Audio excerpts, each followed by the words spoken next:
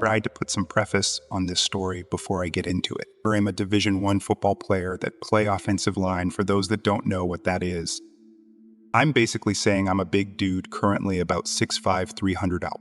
Basically saying I haven't really been scared of animals or people where I live just because I'm genuinely just bigger than that. Now it was a late night after my high school basketball team, at the time, had made the playoffs. I was currently on the phone with my girlfriend at the time as I was pulling into my country neighborhood in a small town in Alabama. It was around 12:31:0. And as I was pulling into the neighborhood, I see this woman with long black hair wearing a Civil War period dress. It wasn't very weird for me to see random kids around my neighborhood because I lived near a foster home. What freaked me out at first, it was January, February, and at this late at night, it was freezing. To pull into my neighborhood, I had to drive past her. I slowly, going about 3 p.m. past this woman, and really didn't know what to do as I passed. She was still staring at the ground. As I checked my rear view mirror, her head snapped up and I saw an extremely evil-looking face. I hung up the phone and was going 65 to my house. As I mentioned, I am a big dude. When I arrived at my house, I sprint up my porch stairs and into my room.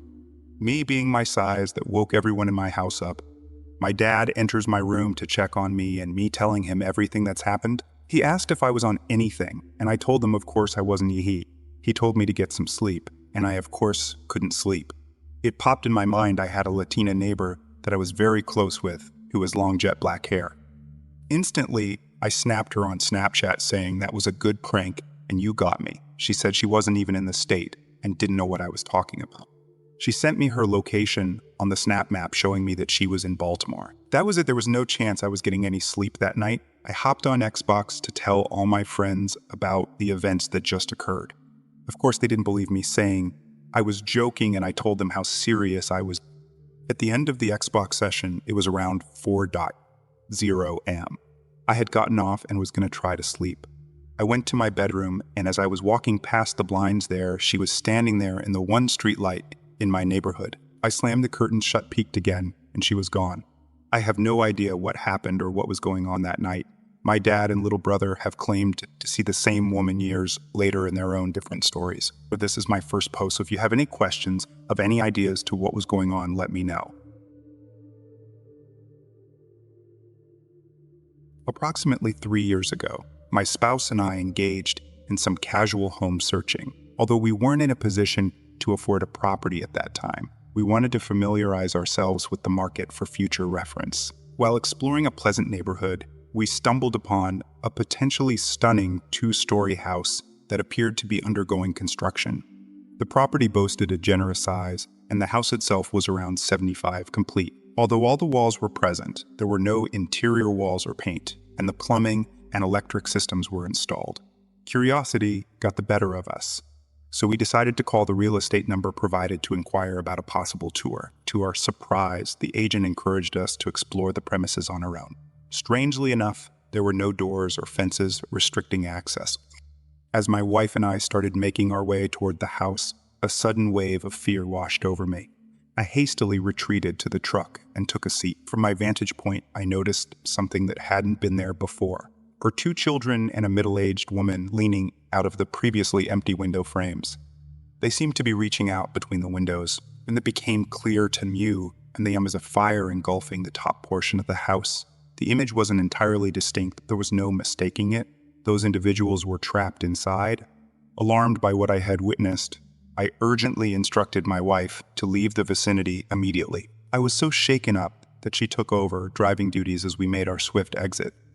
As we distanced ourselves from the scene, I distinctly heard screams emanating from the direction of the burning house. Strangely enough, my wife hadn't seen anything out of the ordinary. She mentioned that while observing me gaze at the house, she could clearly sense that I had witnessed something. Additionally, she recalled hearing what seemed like a scream, but dismissed it as the sound of a tire screeching. A few days later, I made the decision to reach out to my cousin, who was employed by the fire department. I inquired if he had access to property histories through his role in the information office. Without divulging any details about my own experience, he managed to retrieve the file pertaining to that specific address. To my surprise, the records revealed that the house had suffered extensive fire damage a decade earlier, resulting in the tragic demise of the entire family. In light of this information, he advised against considering it as a sound investment. To this very day, I have actively avoided driving past that house once more. When I was approximately 10 years old and my younger brother was 8 years old, we resided in a house situated on a vast plot of land covered in trees. This provided the perfect setting for our favorite childhood game of hide and seek with our friends. On one particular day during the late afternoon, we were engaged in our usual outdoor play with our neighbors from next door.